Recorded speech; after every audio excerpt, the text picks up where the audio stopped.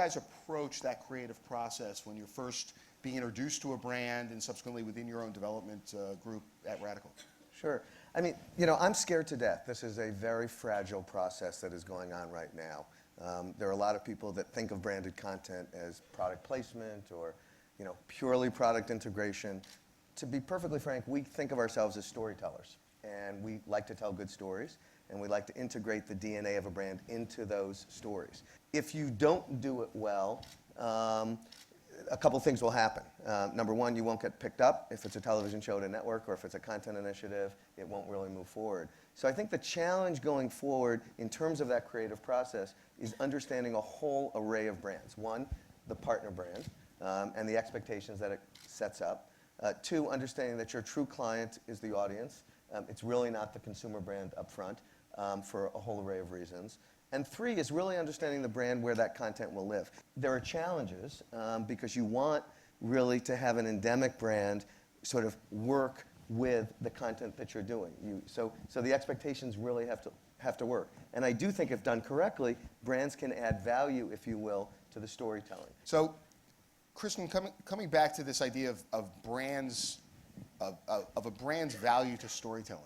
Mm-hmm. I mean, you guys, Skechers Entertainment, with your property, was that born out of the audience and what that audience for that shoe was really interested in, who your target market was, or was it something that just evolved in terms of overall positioning? We had a need to communicate to kids the value proposition or the feature of a shoe, simply. And to do that, we created small comic book characters that were comic books that were put in the shoebox. And, you know, to give you an example, our very first character was called Cool Breeze, and he was to tell little kids that the shoes they were going to put on their feet, or that they should have, pumped air into the shoes and cooled their feet. And we put these in a comic book and then in a shoebox, and we happened to send out 20 million shoeboxes to kids every year. And the next thing you knew, kids were coming into the stores saying, you know, kids today assume if you've got a comic book, there's a video game. If there's a video game, there's a TV show. If there's a TV show, there's a webisode, and on and on. And the owner of our company, who's a 71-year-old guy, decided to make animated TV commercials, and we had such an enormous lift in selling of this particular product that he said, I want a Saturday morning TV show. And, you know, there's not really Saturday morning TV anymore, but nonetheless, I come from the entertainment industry, so I had more of a purist view of how this needed to be done. And we found, you know, real animation people and the best writers, because we have the benefit of a budget. We self-funded, and we made this TV show, but very consciously, because it's in the TV space, made sure there was no product placement, made sure there was no branding. And the strange thing, we didn't think we were making branded entertainment, but we quickly became branded entertainment. Sure. So we are now in the branded entertainment space, and we're looking at it more with a strategic mindset, where we initially just wanted to make entertainment, which sold because, you know, people ask, well, what does it take? Well, as always, it takes great creative. And if you have great creative, people are going to watch it. Distributing it is the problem. What is the best approach when you have a brand either co-funding or fully funding a project to really enable yourself to get the distribution and get programmers and distributors to truly understand that, you know, the direction and the goal that the brand has is really in the best interest and the same interest as the distributor?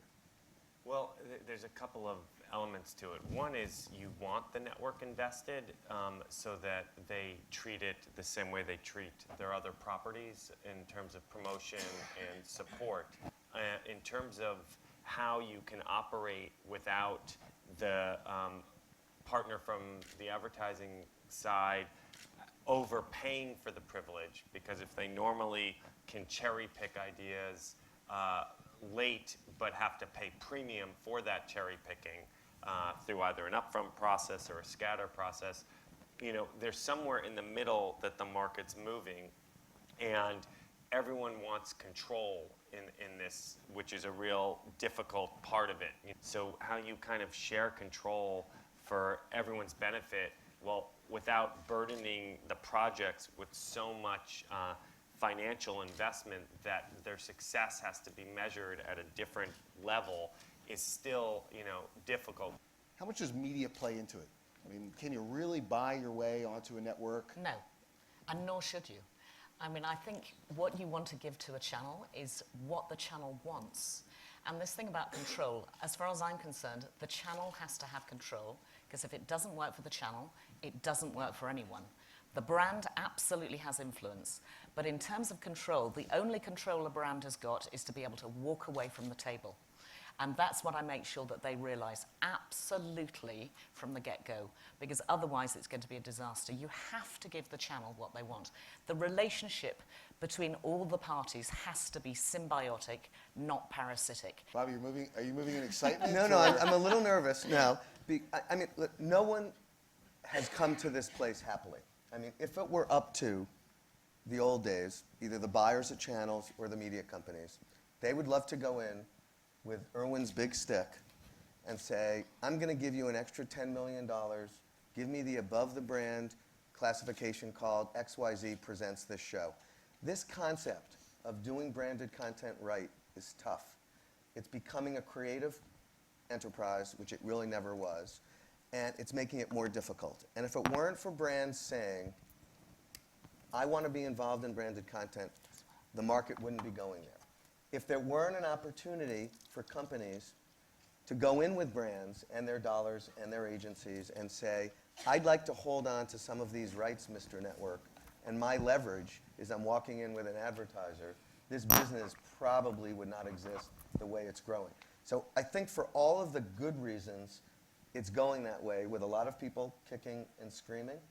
Yet it's always nice to have that extra media clout when you do go in, which is why I think at the end of the day, it will continue to be a collaborative process with media companies, with creative agencies who are sort of the holders of the brand or the brand police, as you will. So I think the great news is, sort of like the studio system, none of them are going away, which is great. We will all play extremely well in the sandbox.